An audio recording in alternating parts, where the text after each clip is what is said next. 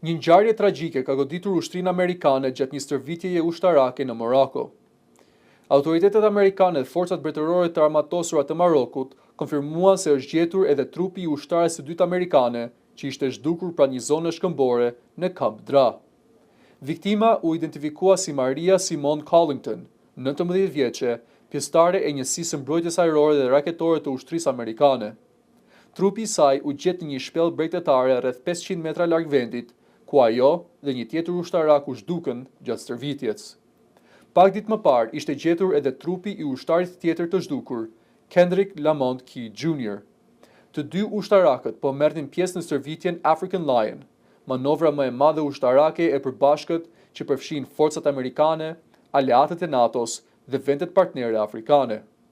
Operacioni i kërkim shpëtimit u zhvillua në bashkëpunim mes ushtrisë amerikane dhe forcave marokene, në një zonë të vështirë bregdetare pranë shkëmbinjve.